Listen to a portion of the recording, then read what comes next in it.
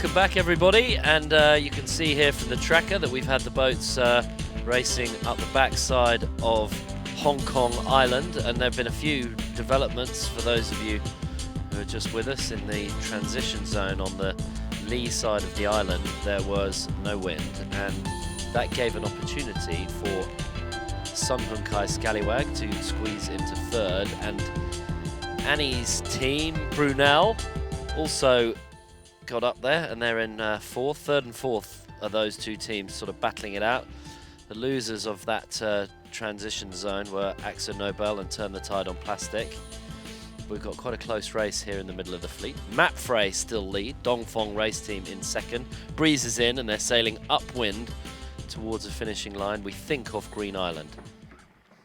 Here we'll go on board with Team Brunel. We've done a nice job here. 10 knots, heading 255 and 8 to 9 knots of VNG. Just got to chase down Scallywag now. Right. Not far off them, actually. Let's see, what's it say? 6 words. So it's about 220 meters, so it's not a lot. It looks like could be quite a tricky beat up to the finish line here. Certainly some opportunities, that's for sure. Some pictures from the helicopter. We've just popped the helicopter back up into the sky so we can bring you updates of the finishing line. And thanks to all of you joining and following with the tracker. We seem to have our signal back and happy. Mapfre doing very nicely. Here we go. There's pictures of Mapfre right there. Shane on the water. He's got a sore shoulder from holding that camera for the last couple of hours. But doing a nice job. There's Mapfre right there. Amazing how just a few meters in that light stuff at the beginning of the race can convert to such a big lead. As Tiger predicted for us from the helicopter, if they could just get their nose into the new breeze, they were going to be off, and he was right. They edged out, as you said, a few meters, got into that new breeze, jibed over first, and that's been the race, hasn't it? Yep, extended from there. Extended from there, that's been the race, exactly. Very good. Beautiful.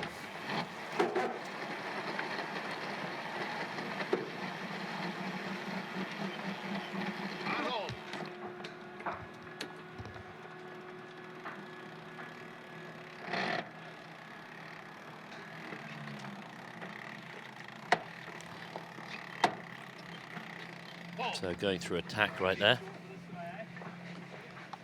As you can see with every maneuver, there's a lot of grinding. So now although it looks like they finished the tack and they've finished getting the sails in, they've actually then got to grind up the windward dagger board and get the Traveller up as well, because there isn't another winch for that. So you're grinding for quite a long time. So we do see a little red flag on the starboard runner there on the Mapfre. Something in that, I think. That is part 2 protest, is it? Something. Anyway, we are going to try and get you some updates. We haven't had any updates yet from the race committee about what that is about, and actually there is no particular reason why the race committee should know, because you don't have to phone it in until the finish, but we'll give you any info on whether that is a protest flag right there. And a bit of shipping coming through. I think it could get quite tricky up here, because the boats are currently all on full main with their J1, which is the biggest jib that we have, which hanked onto the forestay there. But it's sort of good down to about 13 knots. And I think it might get quite light behind some of the land here. But it would be a big call to then change to a different sail, because that obviously costs quite a lot as well. So they'll all be hoping that they keep enough breeze to be able to stay on this same setup. Yeah, Mapfre tacking and just keeping clear of that bulk carrier. Spectator fleet still following them around. Lovely Sunday afternoon to watch a bit of yacht racing.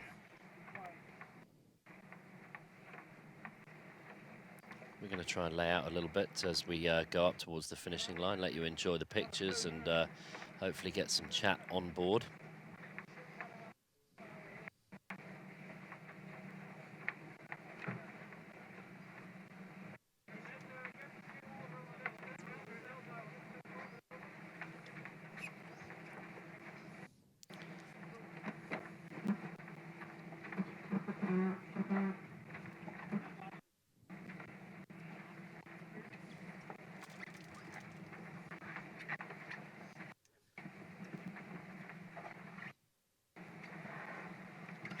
So we were talking earlier, Annie, about Francesca Klapčić and her 49er World Championship win, and you were just going to give us some insight into some of the rivalries between some of the girls on board these different boats. Just tell us a bit about that.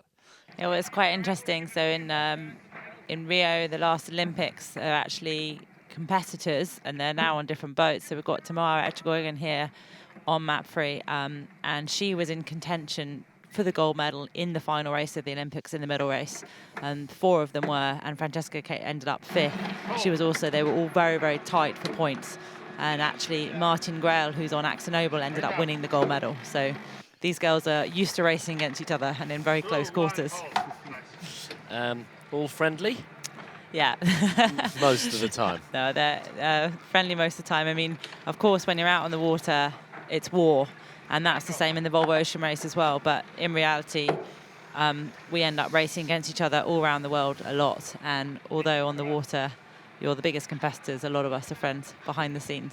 And I think never more so than in the Volvo Ocean Race, because it's different again. In reality, if something happens to one of the boats out there, then the closest people to you are going to be your competitors. So at some point in the race, you might be relying on your competitors to come and help you. Yeah, the Volvo Ocean Race unique in that your toughest competitor soon becomes can become your closest friend, and that is really something about going out on the ocean anytime. So it's quite a unique situation. To be honest, the first time I saw a stopover, it was in Brazil for the Volvo Ocean Race, and I think for me, seeing how all the teams interacted with each other when they got ashore made me realise how much I wanted to do this race, because it was sort of the ultimate teamwork and competition. But then the rivalry was there, but as soon as everyone was ashore, you could see the respect for each other. And yeah, I thought, well, I want to be part of that event. Yeah, pretty special emotion.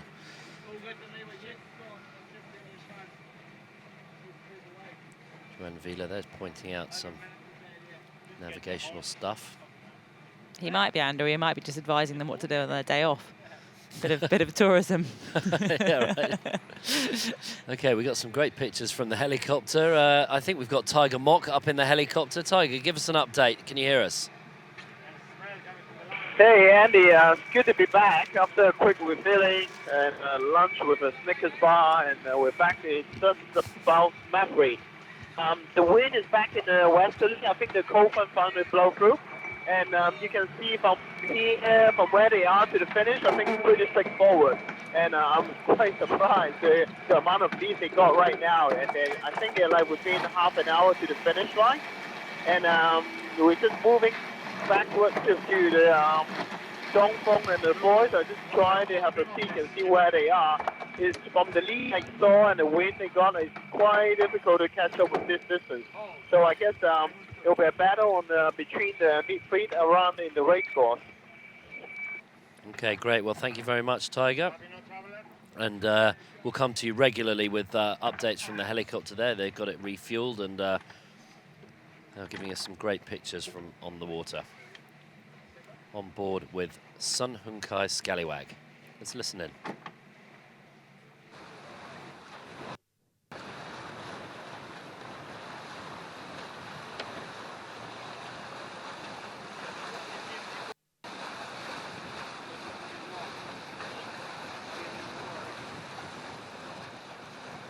So that was Libby on the iPad. Is that an iPad on the nav there? I believe so, yeah.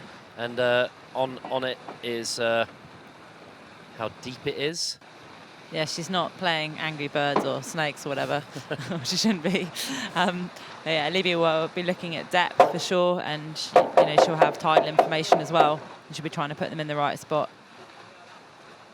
Libby's actually a very experienced meteorologist as well. She used to work for the Met Office in the UK, so she's quite good at looking at those models. Yeah. There's the keel, canted to windward, so that shows we've got a decent bit of breeze. And like I said earlier in the broadcast, I think the red flag is just a courtesy flag for racing in China. We don't think there's a protest, but we will keep you updated. As Annie also said, we're racing under addendum Q, and the red flag is only for boat to boat, and so it must be removed after there's an incident. I don't think that that's a protest. So for all of those of you asking questions, we don't think at this stage that there's anything that Mapfre are upset about, and frankly, in the lead, it'd be pretty unlikely that they'd be flying a red flag when you're winning. You'd certainly don't want to unnecessarily trouble the jury or the race committee if you've won the race. Why would you? So my coaches always say when you go into the room in a protest, then it's always a bit of a 50-50, even if you think you're right. So, yeah, don't take the risk. Don't take the risk.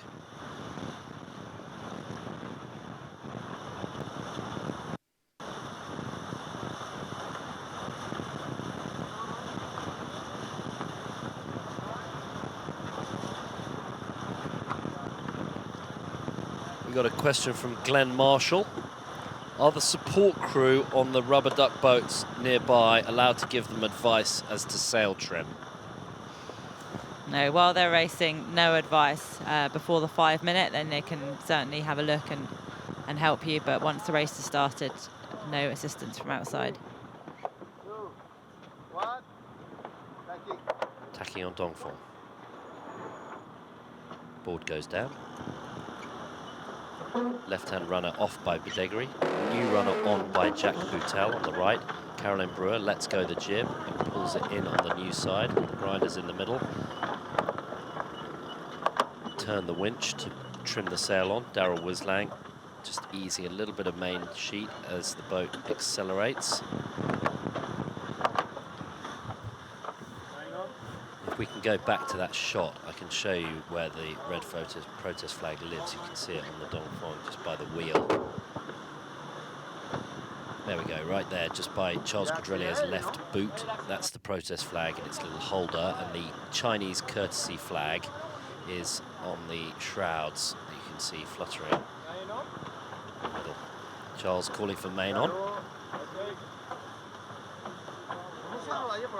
Jin Hao Cheng, also known as Horace, winding the main on.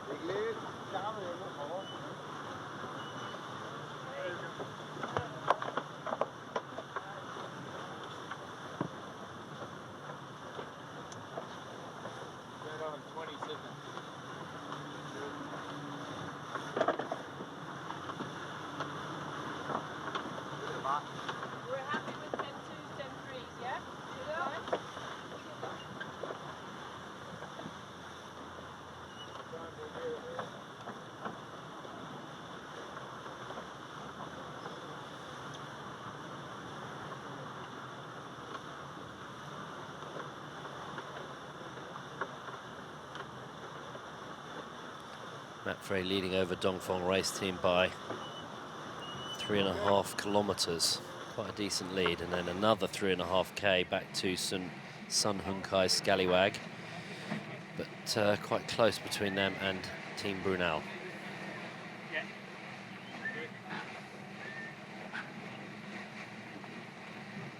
It's going to be a late finish for some of these boats. Turn the tide on plastic. 10k. 10k behind. Okay, Green Island looks like it's going to be the finish line. There's the helicopter, making me dizzy. Green Island just there, left of screen. Oh, look at that. Tom Peel's going to just get us in there. That's the finishing area. I'm sure we've got Green Island right on there. I think Green Island's quite small. That's the finishing line. Look at that. Fascinating. Brilliant. He's trying to find the island. Yeah, right, he's trying to find the island. It's not on there, I don't think. all tacking upwind upside the backside of the island. Let's go to Tiger. Tiger, you got a great view there as you come over the hill. Locate us. Where are you? How are you? No Tiger. Okay, well, we've got great pictures, but if Tiger can hear us, jump on in. So the helicopter comes out towards Mapfre right there. About 10 or 15 minutes from finishing. And talking of rivalries, your previous seat warmer, Sally Barkow, and you have had quite some rivalries over the last 10 years. Just talk us through some of those. I think Sally and I have raced together and against each other a lot in 3 Olympic campaigns, but we also raced together a lot in match racing and on the World Match Race Tour. And after we'd won 2 World Championships together, match racing, it then became an Olympic event. So we were against each other. She was racing for the USA and me for GBR. And we actually ended up against each other at the next World Championships in the finals. It came down to the last race. It was best of 5. And yeah, we just about beat her. So my record's one better than hers. It's still a sore point. Do you talk about that over lunch in the Team Brunel base, or you just avoid it altogether? Well, obviously I like to bring it up as much as possible, but there are a number of other wins that she has over me, so she likes to mention those too. Oh, come on, give us one of them then, just to equalise the score. I think her overall record at Olympic events is better than mine, so. Okay, there you go.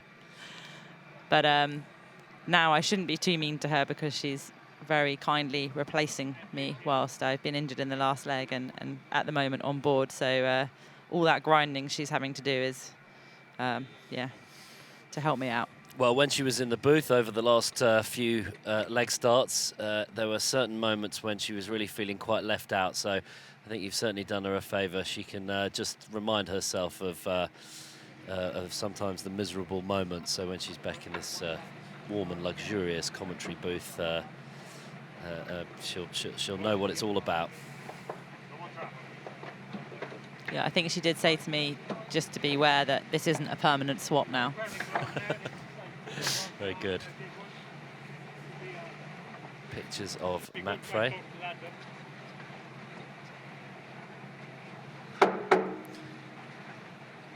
Bob Greenhalgh on the windward side. Sophie Cizek.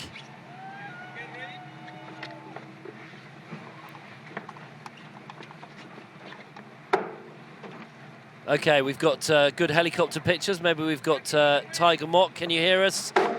Tiger. Yeah, totally, Andy. Right now you can see Mapfre tacking up to the finish. And because you got the shipping channel on the left, I mean, looking at that map on the left going upwind, and it's actually quite a narrow corridor for them to sail up from here to the finish. And you got tied with them for the whole afternoon. Well, right now they just take the ship, and with bandwidth of the lanes, they can sail through this channel to the finish. So it's not much room they have to play. But from the lead they got right now, I think that's very comfortable for Mapfre. And I think we have a quick peek of Dongfeng, and I think they jumped out from the group with Turner Tide and Astronoble, and also sailing towards the finish line. So well done to them. Good stuff. We've got a question here saying, why don't they drop the code zeros when they go upwind? Well, I can tell you they have. That's the code 0 just snaking its way from the end of the bowsprit. And that's now down to reduced drag as they sail upwind and to keep the rig in better shape. Looks like the Finnish marker buoys are heading up towards Green Island there in those orange marker buoys. No, that can't be right. No, they'll have got it sorted already. I should think the finishing line. It may come into shot shortly.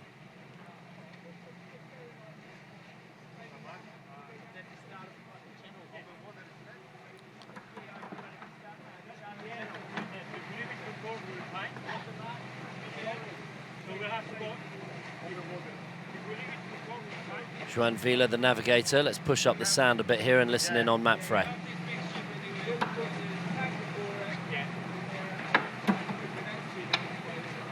What's the thing is over Northern Pass, all like that?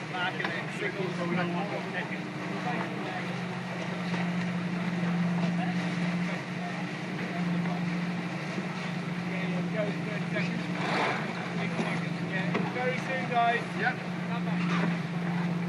Joan Vila being quite particular there. It's not very often you hear him and giving directions and stuff. So there are a few nerves on board. Just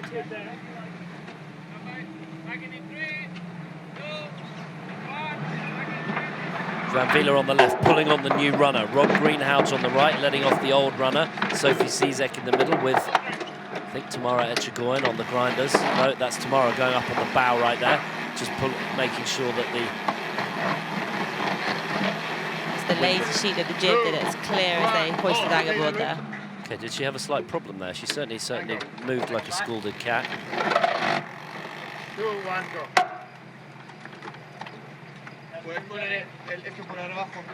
Gold medal winner.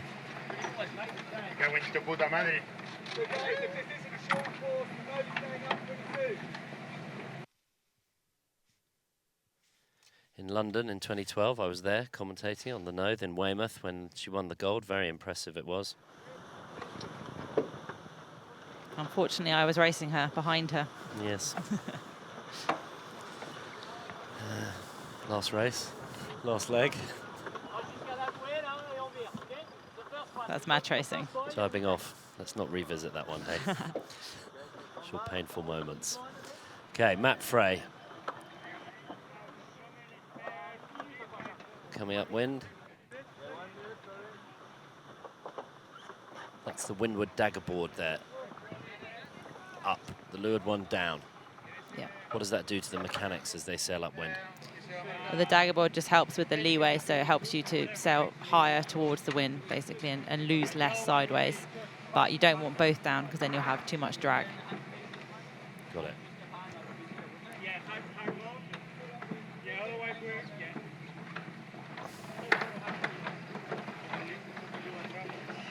I can imagine it's quite hard for the navigators up here. They're trying to see where the finish line is, and probably water they haven't sailed in before. And as Tiger said, there's a channel. I think there's some shallow spots as well, so a lot for the navigator to do here. Yep. I would go outside, we got options. And the main thing you've got to remember is that while this is important, it's half a point of the import. The next thing is eventually these guys are going to finish sailing around the world, so you really don't want to damage something when you're sailing import here. Right. You've got to keep your boat together, and although you might like to push things and push it close to the rocks, yeah, the most important thing is that you finish the race. Here we are, pictures from the helicopter. Just following Matt Frey at the moment as they come in towards the finish. Over the last few hours, we've covered all of the boats as they've sailed out here. But, all the way back on the back side of the island, but short cameras on the ribs, so we're just going to stick with Matt Frey just for the moment.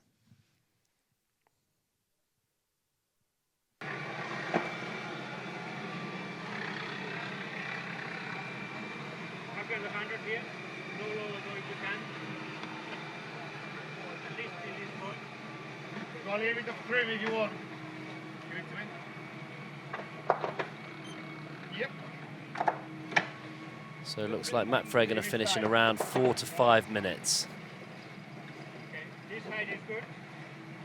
Well over 100 here. Miles throwing at least. That's over 100. Right. Let's move on. I got the position, so...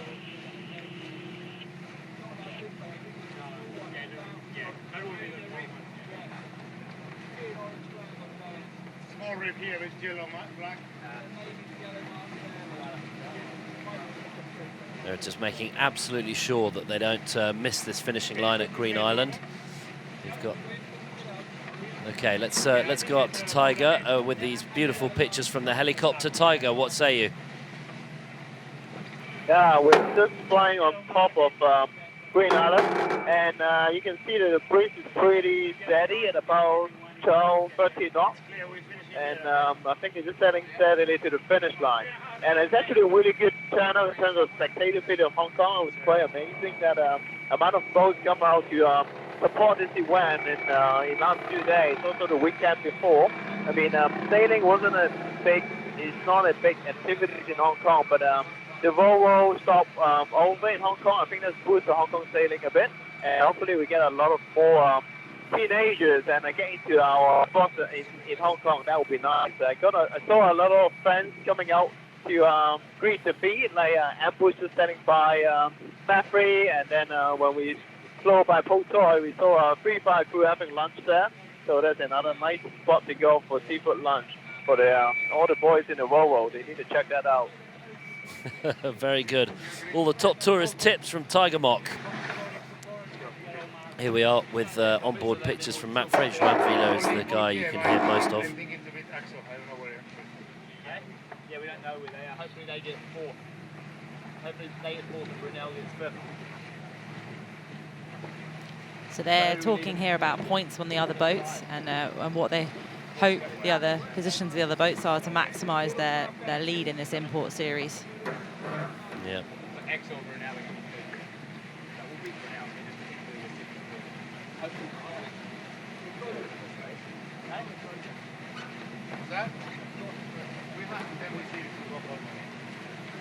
But I don't think they're about to turn back and start match racing someone out, so I think they're going to have to just wait and see. Right, they're hoping Team Brunel don't get ahead of Sung Hoon Kai Scallywag, because overall Team Brunel right now are in 3rd spot and Akzo Nobel are in 4th. They just want to extend their lead, really. Whoa! Check this out. What's this?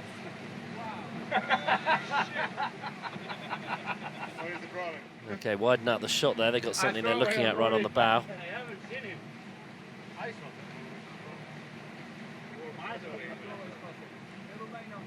Okay, that was a boat that just went right in front of them, right in front of their bow at some considerable speed, I think. I think it suddenly would have appeared from behind the jib. Yeah. There's the finishing line right there. We should sail down. The S flag on the rib there, the little rubber boat.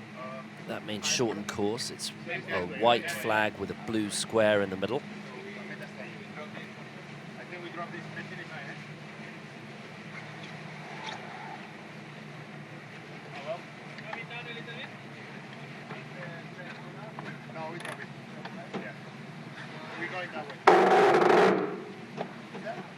Yeah, they can see the pin end of the line there, and that bottom of screen, that's the rib with the orange flag is the actual line in between. Just 3 lengths to go now. Mapfre, a super sail around Hong Kong Island as they push their bow down for a fantastic win. Mapfre in the Hong Kong import race, in the Hong Kong round the island race. Apologies. The crew very happy. Pablo Arati shaking hands with all the guests as well. 9 crew, 7 men, 2 girls, 3 guests and a local Hong Kong pilot on board.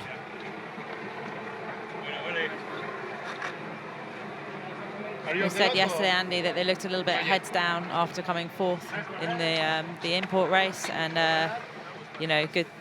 They sort of feel comfortable. They're back on top again here. Yeah, absolutely. I mean, this is a team to be reckoned with, and as you say, not quite their best result in the in leg 4. They didn't have such a good import race yesterday.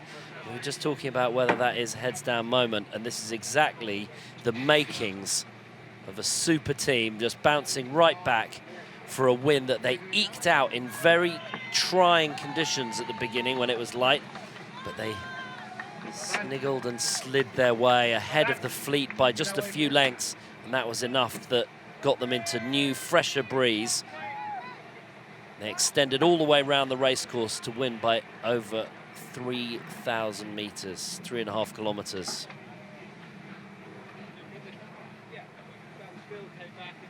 If we are really keen to go like half an hour, we could Batenso.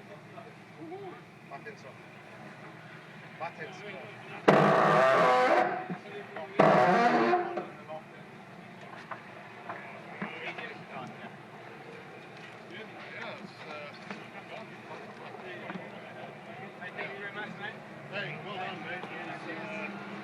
So you can hear them there, Andy, although they finished the race and perhaps everyone at home will be thinking they're going to get out the champagne and that's it. Of course, there's still plenty more racing to be done this week. And they're talking about should they be doing something to their sails now. They got half an hour to keep looking at something. So the work never stops. Yeah, right. So what they've got a little. Can they recut the sails a little bit? What can they do to them? It's one design, but they were talking about the battens there. I'm not sure exactly if they just want to adjust the tension or they want to do something. But Neil McDonald right there, and second back with the white sunglasses on. Neil, a crucial element of this team. He was with the previous winners, Abu Dhabi Ocean Racing. Yeah, very experienced Volvo Ocean racer, Whitbread racer before that, and a sort of fundamental part of this team, head coach.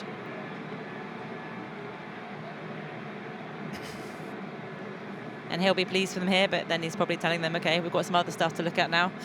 Right, never stops. Neil's all about perfecting sail trim and doing everything they can to just eke out every tiny little bit. And when these boats are one design, it really is about the tiny, tiny incremental improvements. And you have to keep doing it through the race, right? You can't just be fast at the beginning. You have everyone will catch you up, right? I think that's the really important thing about this race. It's not where you start, it's where you finish, and it's a 9-month race, so that's a long time to learn in. I think we've seen in a number of races that boats that come out of the blocks at the beginning, well, if they sit back too much, they get past. Yeah. Dongfeng race team now behind, coming in, knocking off the meters.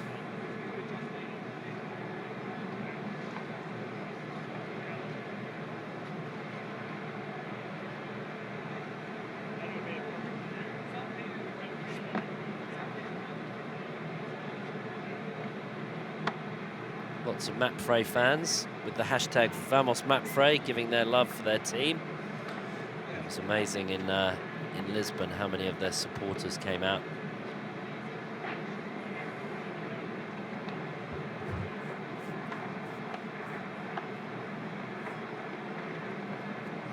Aboard Dongfeng race team, there's Horace. He's a pretty big star here in Hong Kong.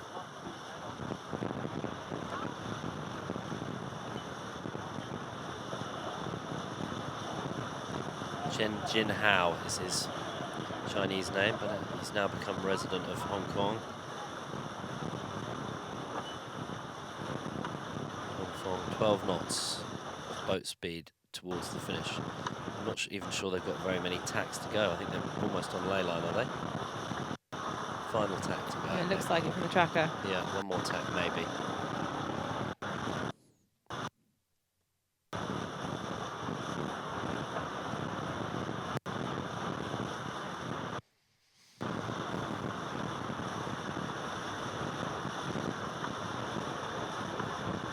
Looks like a close battle behind them.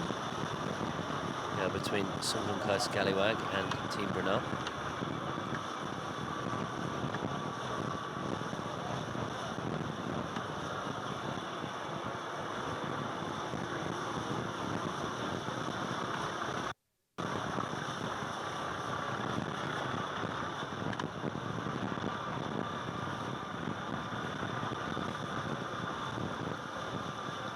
So the boats around back of Hong Kong Island. We had quite a tricky start to the race with light airs. So this is the round Hong Kong Island race, and Phil Lawrence has decided to shorten the course here. I think we've got Tiger in the helicopter. Maybe Tiger can give us an update. The wind here is still pretty steady. You can see Dongfeng speeding up to the finish line. I think this is the final tack already. And as we saw Mapfre early on, they were almost like cracking a little shit towards the finish line from where the Dongfeng is here right now. So they look pretty solid for second finish. I think a huge congratulations for Mapfre finishing first on the Round Island race. From what I see, is very challenging today. From almost like drifting conditions getting out of the harbor to like 10, 12 knots going upwind with the tide, but versus have to navigate through the tight shipping channel. And it's good that they all sail through the exclusion zone out of the harbor on the channel mark GPS. And some of the boats in the past race and make plenty of mistakes there.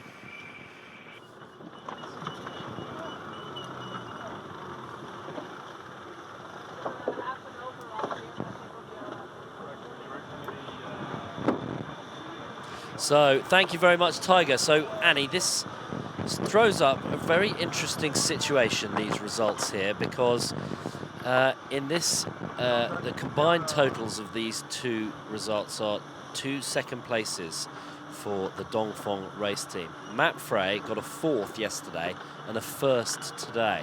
And so they've got a combined score a little more than Dongfeng race team. So Dongfeng get 7 points for the win in the import race. And that, in the overall series after 4 races in port, puts Dongfeng race team and Mapfre tied on 25 points each. And only because of Dongfeng race team winning this race, combined race scores this weekend, they win the countback and are currently leading the import race series. So Mapfre and Dongfeng race team tied up. Dongfeng race team take the series after 4 races. So it is extremely tight at the top. Well, that couldn't be scripted better, Andy, as we're about to sail into China. Right? It couldn't be scripted better. So we'll have an import. So it's going to be all to play for on the next import. And why does that matter? Well, it matters because in the overall race results, if there ends up being a tie in the overall race results score, the tiebreaker is the team that has a better record in the import race series. And at the moment, there's only 4 points between Dongfeng race team and Mapfre in the overall score. And I'm going to have to get my pencil, sharpen my pencil to figure out how many points there are available left. But I think there are over 100 points available left. So I think we're only a third of the way, just over a third of the way through in points available. So it's there's all to play for. It's very tight at the top here for sure. Yes, and it's easy to think that, half a point here, half a point there, it doesn't matter. But certainly in the last edition of this race, a couple of the positions were decided by who was ahead in the import series. There was a tie. Yeah, so last race. So if we think back, who was it? It was between Mapfre and Alva Medica, I believe. Yeah, Alva Medica and Mapfre just squeezed them, having a better import race series result. So it is extremely important. Remember, 45,000 miles around the world. This is one of the toughest. This is the toughest race in team sport, not only sailing. And look at that, great, what a great picture there. Dongfeng enjoying the east wind, the Green Island in the background, and an amazing Hong Kong skyline. Dramatic backdrop, and it really is a wonderful place to sail. A little overcast today. We've had some great conditions over the week. Sunshine and plenty of breeze yesterday. Dongfeng race team coming up towards the finishing line, and they'll be very happy with this because this gives them the best combined scores of these 2 races yesterday and today.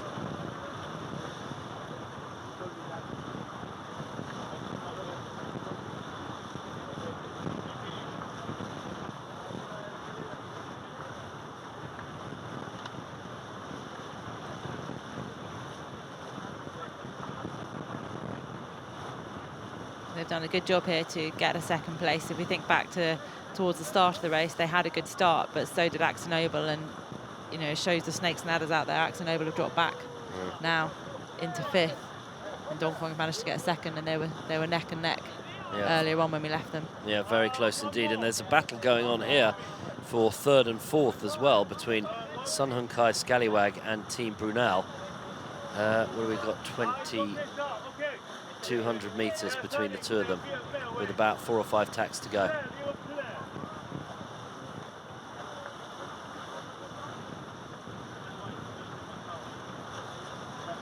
So the problem for Brunel here is that it's quite a narrow lane, and it's hard to get much leverage because it's a narrow lane with the shipping channel. So it'll be easier for Scallywag to cover them, which basically means just to block them, to stay between them and the finish line, which is what you want to do towards the finish here. But a defensive move. Defensive move, yes. Yeah. But there is quite a lot of navigation to be done, so that there could be some opportunities. Obviously, I'm hoping for that. Yeah, quite.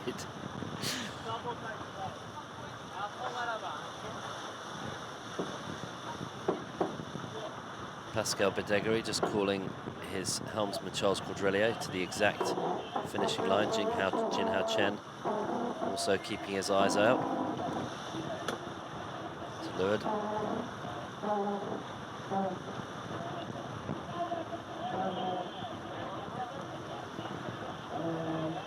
Well, Matt Frey on the up and up. Dongfeng race team secure the win for the import series this weekend around the island race and the HGC import race we had yesterday.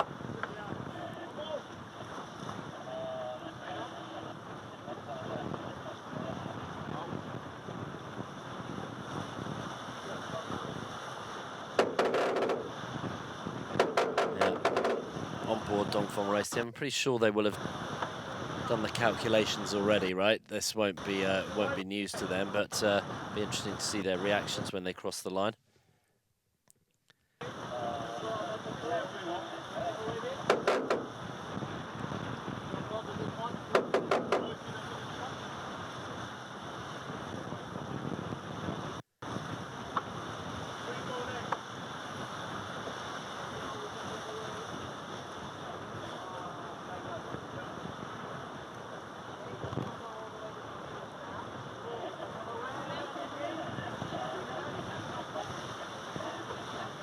And here we go, just a few boat lengths now as Dongfeng race team bear away at the finishing line for the Hong Kong round the island race and take 2nd place and take the win overall for this weekend's import series.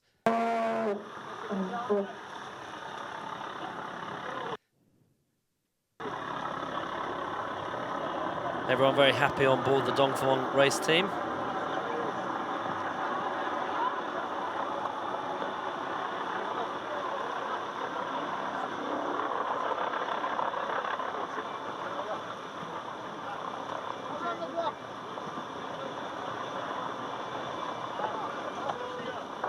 There we go, very happy. Well done, well sailed for the Chinese team.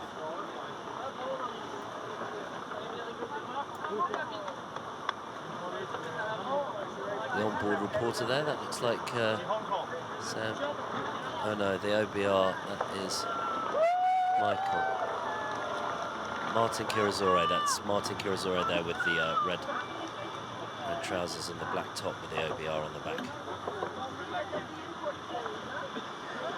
Martin's actually a keen sailor himself, so I think he finds it hard sometimes having to watch and not being able to help.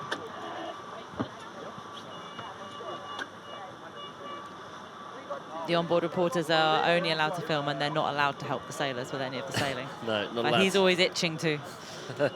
Very good sailor. He got a world first actually in the last leg. He flew a drone and we streamed it live from the Inmarsat sailor transmitters, the dome on the back of the boat. So he flew his drone live in the middle of the ocean and we streamed it live back to Volvo Ocean Race headquarters and broadcast it out on all our channels. It was quite amazing, world first. That might take the edge off not being able to sail then, for him.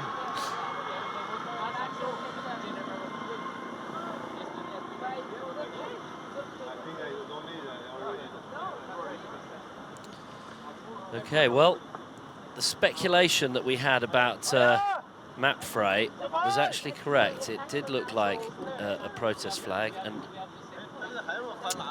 told that they have a protest against Akzo Nobel. We don't know why yet, and I think it's a bit of a stretch, if you ask me, but we'll get some updates from that.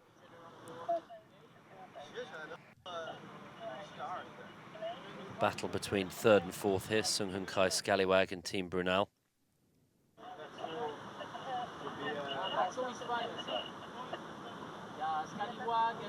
And the boats have to finish by 4 o'clock, so they've got 42 minutes to finish. Certainly going to see these two finish. 6 kilometers doing 10 knots. What's their VMG right now?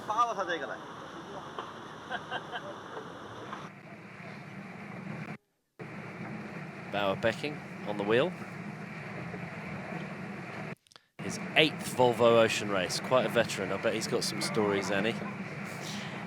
Yeah, he's definitely got some experience and a lot of good stories. But it's amazing how much he really encourages all the young guys on board. Even though it's their first race, he always wants to listen to everyone's opinion, and he's always encouraging them to take more and more leadership. I'm impressed at how much he does that. Yeah, he's very good at that, and always cheerful and very positive role model in the sport. Yep, it's going to shoot us. You can hear KP there as well. It's actually KP's 7th race, so another true veteran of the race.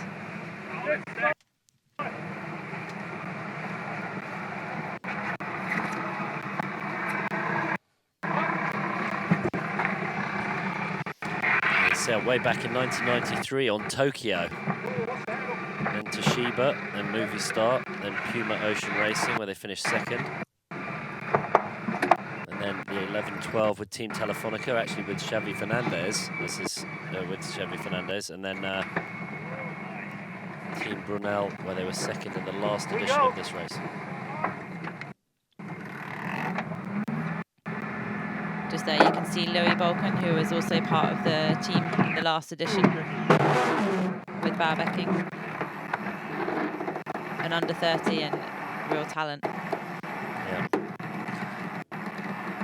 Looks like Sun Hoon Kai Scallywag just holding on to that lead, no problem there. They've got, they've still got, it's down to under 200 meters now, but I think they're going to be okay. But as you say, Annie, they've been sailing defensively. Often you're happy to give away a bit of distance for defensive. Both boats in shot right now. On port, Sun Hoon Kai Scallywag, on starboard, Team Brunel. We actually have let the boat split a little bit here, but yeah, I think not a big enough split. And not shifty like it was yesterday. No, we need a bit of that right now. Yeah. I'm not biased at all, obviously. It does look like Brunel are lifting, but they're going to need a big lift. And for those of you asking about the protest flag on Mapfre, we can't tell you about that because we don't know. It's very unusual in a race that is specifically umpired. So whenever there are incidents, you put up a red flag and the umpires call either a penalty on one or other boat, or they green flag it, which means no incident. And so it's very technical. It's basically a technical protest. If they are pushing something through, they think someone's broached a rule that isn't really related to racing. So that's all we can really give you at the moment until they file the protest. Frankly, there's no more than that. So there's no sort of question of it being hidden. It's just that they have a certain time frame where they can file a protest, and it'll be a technical protest as opposed to a boat-to-boat or racing protest. I think that's a reasonable summary, right? Yeah, that's correct, Andy. Anything boat-to-boat is called is part 2 in the rule book, and yeah, that would have to be decided by the umpires. So it can't be anything about the actual sort of racing boat-to-boat. As you say, it's something they've seen Akzo Nobel do, and it's something technical that they don't agree with. Right, they've got to put a different sail or someone's gone somewhere. Anyway, something pretty technical that's in the long rule book of racing, and most likely it will come to nothing. But that's just my speculation. Or they have damage, but I don't think there are any instances we saw that could have happened. So. Right. Okay. Yeah. So they might have had damage somehow and want to be able to pull the boat out or something and fix it. So anyway, who knows? We're just speculating now. But as soon as we hear more, we'll let you know.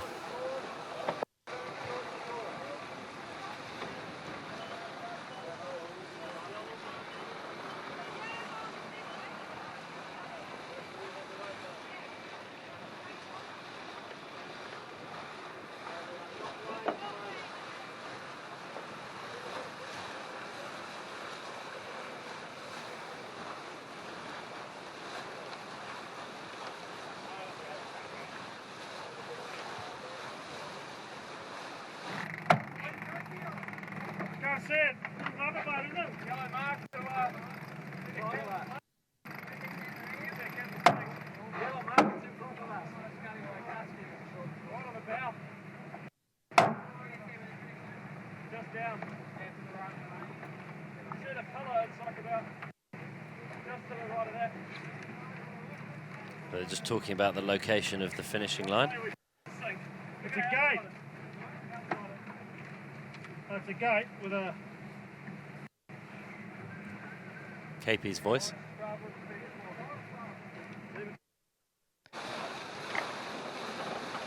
So there, it looks obvious to us here, sat in the booth with the line nicely drawn on the water for us. Obviously, actually on the water, there's no nice line, so it can be quite confusing when you're sailing towards it as to where the line actually is and trying to locate it.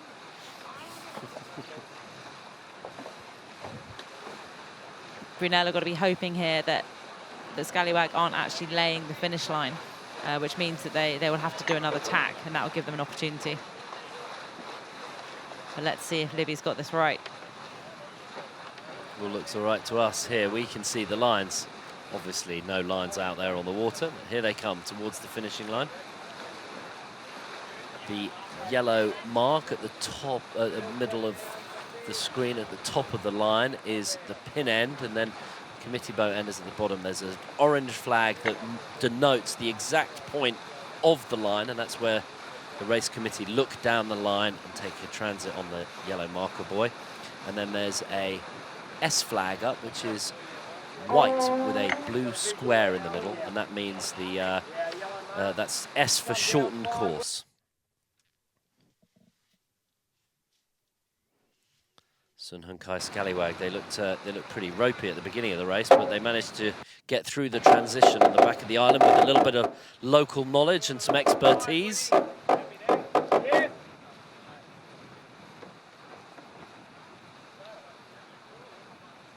And all of the boats have a Chinese courtesy flag on their shroud, but that is different from the red flag that was on the runners of Mapfre.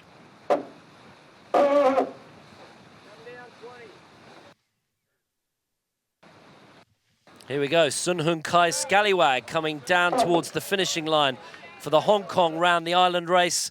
They dug themselves out of a hole at the beginning of the race and finish in a very nice third place.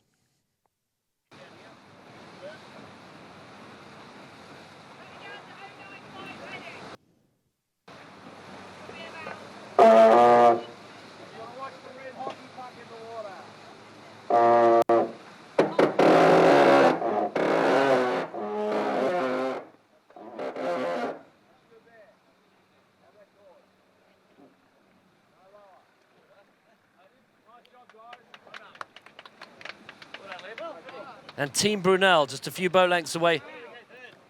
Team Brunel coming down towards the finishing line for the Round Hong Kong Island race with a well-sailed fourth place.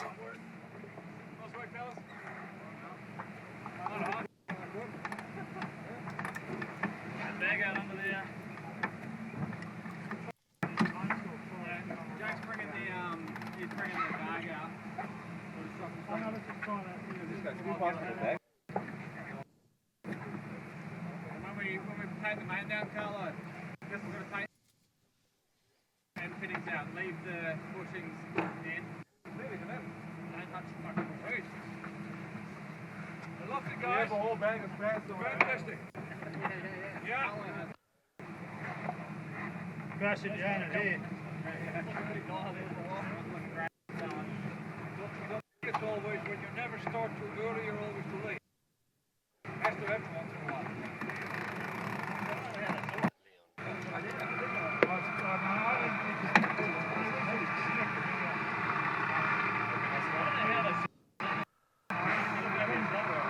So all the guests get a moment of wheel time as they head back towards Victoria Harbour and Kowloon Bay, and they'll go back to the marina at Kai Tak, where the race village is.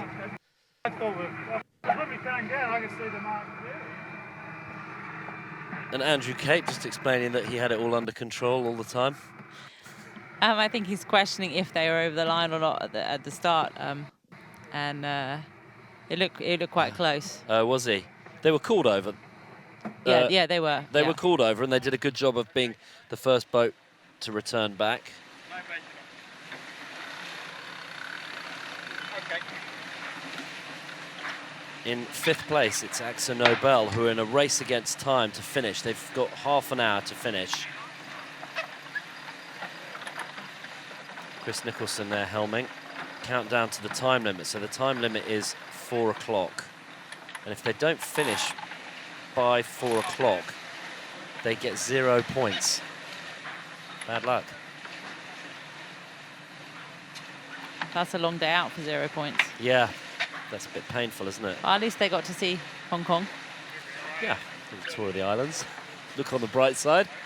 Anyway, they've got 3,000 meters to sail in half an hour.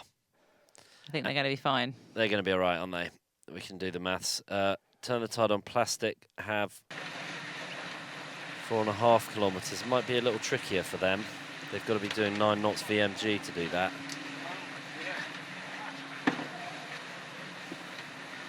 Akzo Nobel only need to be doing 6, or less than 6 knots VMG actually.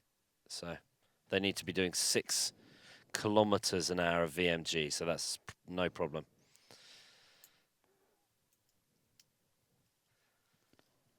Someone looking a bit chilly on the back of that boat. It's always tricky, these races. The start was very light and quite a lot of manoeuvring, so everyone was probably dressed for it being very hot, and it's got windy and colder. Right. Probably not much time to go down and put any more kit on. Be prepared for anything when you go out on a boat. Adventure always, and a changeable weather.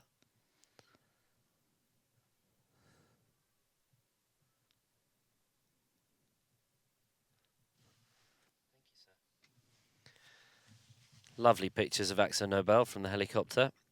2 rudders on the boat, one either side, and a swinging keel. 2 dagger boards up in front of the mast, and the keel can swing left and right, and the dagger boards don't get anywhere near the keel. Correct. Let's go to the helicopter. We've got Tiger Mock up there. Tiger, tell us.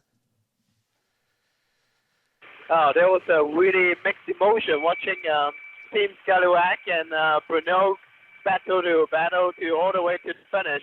I mean, I used to work for Scallywag before, but now I'm working with Bruno. So, you know, I achieve for both teams, but I have to say I was a little bit just like any, get that lift going to the finish so can just go over Scallywag. But yeah, well done to Scallywag, finishing 3rd, and a local team, you know, is going to get increased support, I think, over after the stopovers. And Akzo Nobel coming up nicely to the finish as well. 12, 13 knots still, and I think not much drama for them. And it's good to see them winning this taxiing through back to port again. It's good to see them winning the e-port race yesterday. And, you know, to talk about a little bit more, they have a great door team led by my good friend Andy Walker. And all the time, you know, when the boat's coming in, they have a team of army going in to do all the tidy up, cleaning up work and prepare the boat for the next leg. So hats off for them. And Tiger, at the back we got Turner. Yep. Tiger, just tell us, you're in Hong Kong, you live here. Just tell us what the reception has been for the local team, Sun Hung Kai Scallywag. At the beginning, it was like a slow start because people still getting to know the team and all that.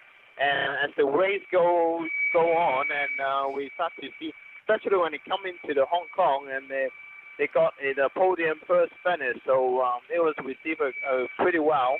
And I think now more and more locals know about this team, and I guess it's going to get increasing support. The challenge is, are they going to live up to their reputation now to being first for this leg and getting a really good result going to Auckland and the leg afterwards? As we all know, this race is not about one leg, and it's about the whole series. So a long way to go, but my best luck to Scallywag and to Willie and his team. I still got a lot of good mates in there, and I hope they can really do well on going forward. Well done. Great to get your updates, Tiger. Thank you very much. And we're looking at pictures of Akzo Nobel. We can see all the crew there. The onboard reporter there, Brian Carlin, in the yellow with the white sunglasses. And right at the back there, you can see the communication dome that sends great pictures back all around the world.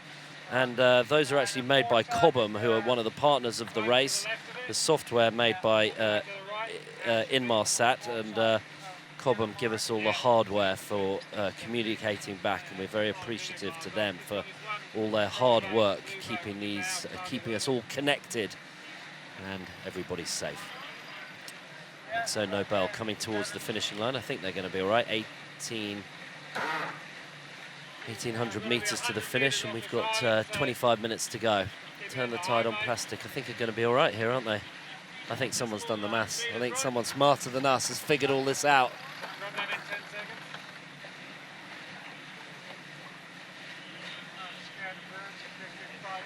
It's great to see how many kids are out here watching the racing as well. It's not just the adults.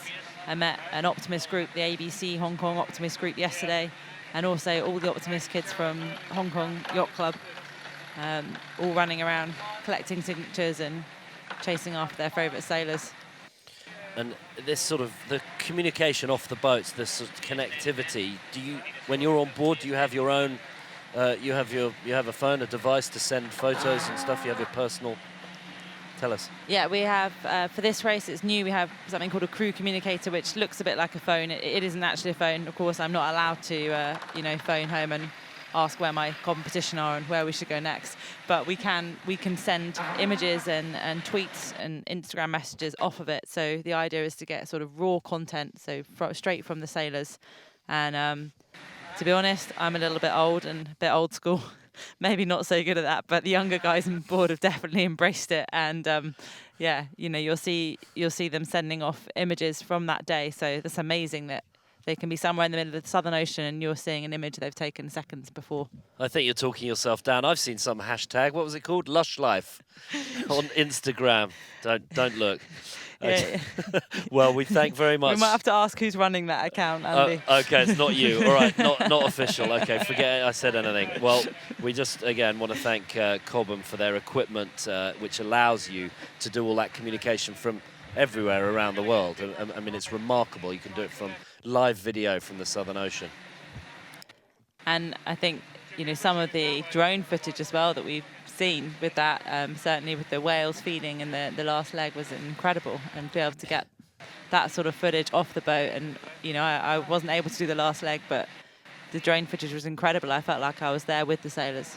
If you haven't seen that footage from Amory Ross, was the onboard reporter, it was incredible. He pushed the drone up in the doldrums when a huge whale was feeding on krill, and it is just nature at its very, very best. And many of the messages of the Volvo Ocean Race is about plastic in the ocean, is about littering, is about ocean health and quality, and we were able to see some really positive images of nature at its very best over the last leg. So I'd encourage you to go and have a look on some of the raw feed on VolvoOceanRace.com. It's remarkable.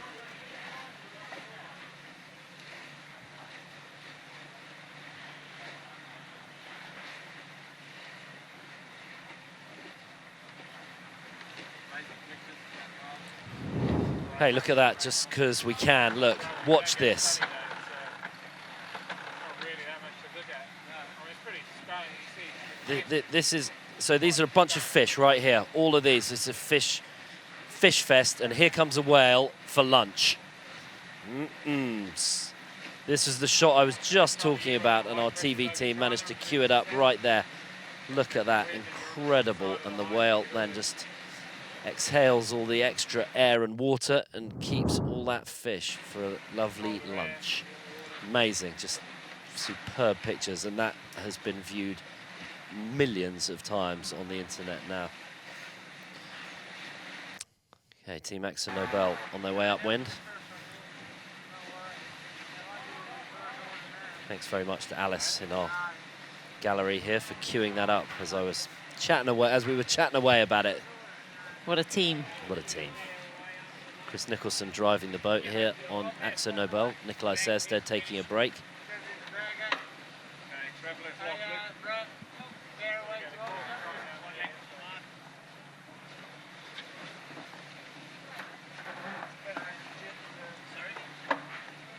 You have the bag? That's it.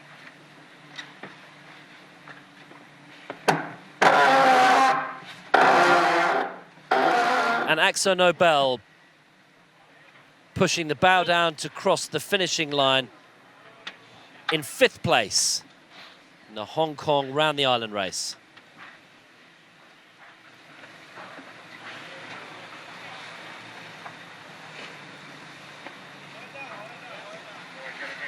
I think that actually ends up with them 3rd for this weekend series.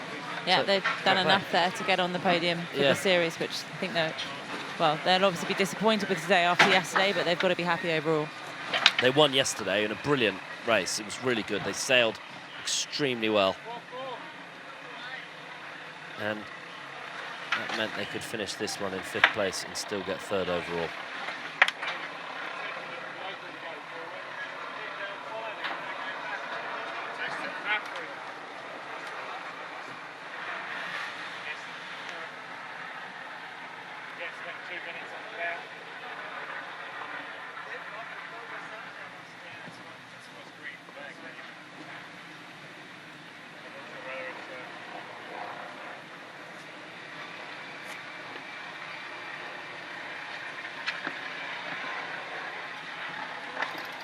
We can't hear what they're saying there, but they're being notified by the jury that Mapfre are protesting.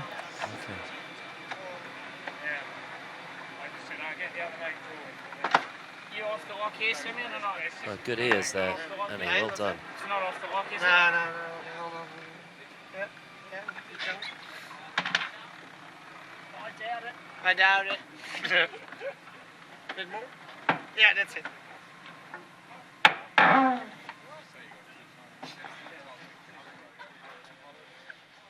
They're just dropping the jib there, and all the sails are on these boats are on lock, so you don't pull the sail up and tie a rope off.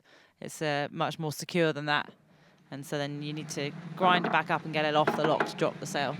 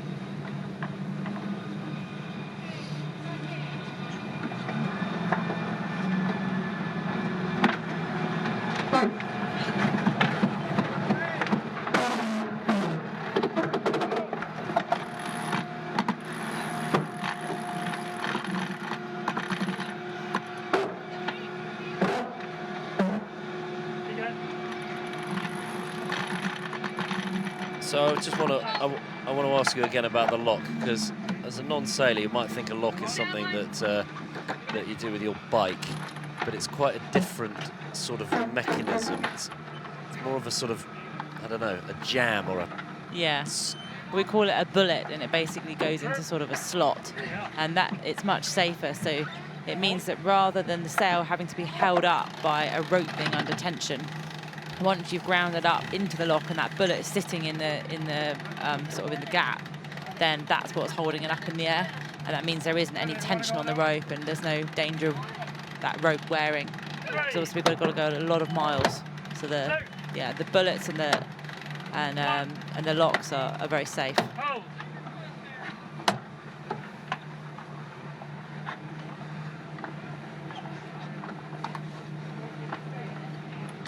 Look, Miranda.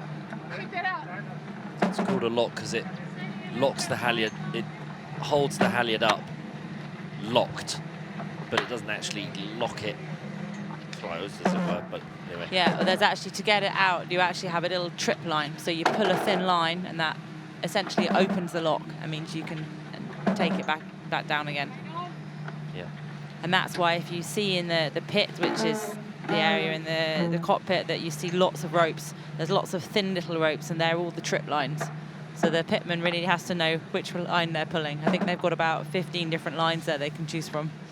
It's quite a complicated job. Yeah, and you don't want to trip the wrong lock off. Exactly. I'm sure someone's done it before. I've definitely had a race where we've gone for one sail down and we've ended up with all sails down, and that's never a particularly good look. I think that was in the middle of a match race. I didn't mean that lock, I meant the other lock. Yeah.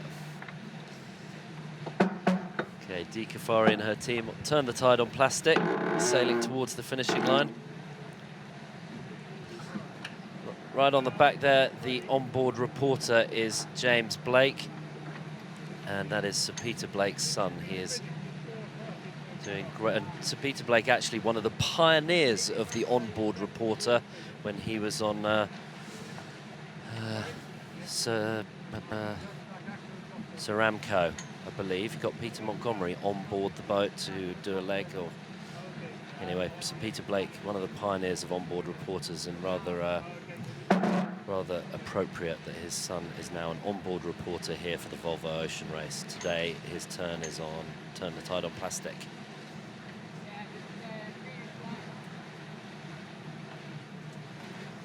And he will actually be sailing with Turn the Tide on Plastic on the leg to Auckland, and he will be coming in with them into his home port and hometown of Auckland, so that'll be quite a special moment for him, I'm sure.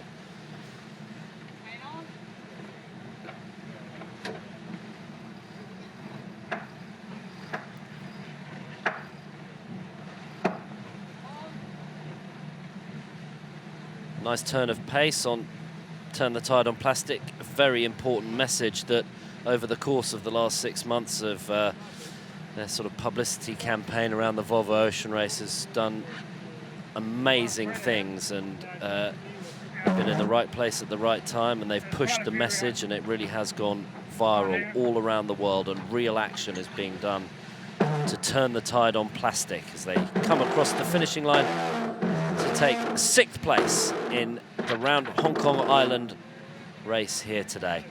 Well done to Dee Caffari and her team. That's the final boat across the line, and they will sail back towards Victoria Harbour and the dock at Kai Tak Marina. Such an important message that Dee brings with her and her team. They've got a 50-50 crew of men and women. 5 boys, 5 girls, and they do an amazing job of... She does an amazing job of leading that team and also turning the tide on plastic. We enjoy... Okay, let's look at the results for today. The Round the Island race results here in Hong Kong. Mapfre winners, Dongfeng Race Team in 2nd, Sun Hung Kai Scallywag in 3rd, Team Brunel 4th, Team Akzo Nobel in 5th, and Turn the Tide on Plastic in 6th. And this is what it means for this weekend's Hong Kong series. The HGC import race yesterday and the Round the Island race today. Dongfeng Race Team take it by a point. Mapfre in 2nd, Team Akzo Nobel in 3rd overall, Team Brunel in 4th, Sun Hung Kai Scallywag in 5th, and Turn the Tide on Plastic in 6th. And the overall import race series after 4 races, all tied up at the top in points between Dongfeng Race Team and Mapfre. Dongfeng Race Team win the tiebreaker by their results this weekend. Okay, we got some stats for the race. Annie, just talk us through this. Well, you can see here, actually, Brunel sailed the least distance, which I think is where they might have made their big gain back in the race. But Mapfre, top speed there, and you know, speed is king. We always say speed makes you a tactical genius, and it doesn't really matter where you go as long as you're going fast sometimes. Top right-hand side there, average speed is what Annie's talking about there. Mapfre got the best average speed, Dongfeng Race Team in 2nd, and the average speed really is showing the tail of the turf, but also tacks and jibes, not many for Mapfre, and Dongfeng Race Team, lots of tacks and jibes, but still managed to keep it pretty quick. And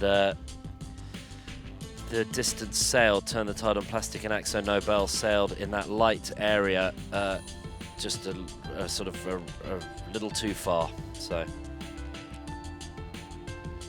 Annie, give us your final comments. A nice day for going around the island in Hong Kong. I think, you know, Dongfeng probably, you know, they've won overall this series, and I think they showed that today with consistency. Obviously, Mapfre got their nose out into the breeze and did a great job to extend, but Dongfeng could have lost it at the beginning there, and they did a good job just to eke out what they could from the group, stay ahead of their pack, and get actually quite a good lead on the rest of the group to secure that 2nd place, and more importantly, put them ahead overall. So, you know, great work, Dongfeng, I think, for their consistency this weekend. Great, well done. Okay, next up, we are going on a 70-mile trip to the People's Republic of China. The boats will get underway from Hong Kong for a 70-mile transition leg to the People's Republic of China and Nansha Marina in Guangzhou for arrival on Thursday afternoon, where the race village is open through till February the 5th. We'll be showing you some highlights from Guangzhou next week. It'll be quite an experience, I'm sure.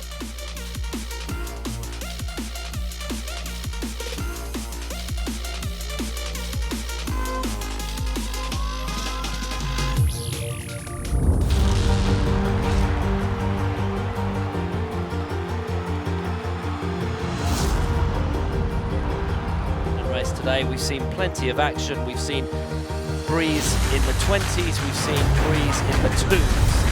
We've seen close racing all around this incredible amphitheatre of Kowloon Bay, Victoria Harbour, between Hong Kong Island and Kowloon. It's been rather a fantastic weekend and a real insight into Hong Kong. We've had the local teams really punching hard, and we've had a lot of spectators enjoying a fantastic weekend at the old airfield in the airport at Kai Tak. Thanks very much for joining us, and we'll see you at the transition to Guangzhou.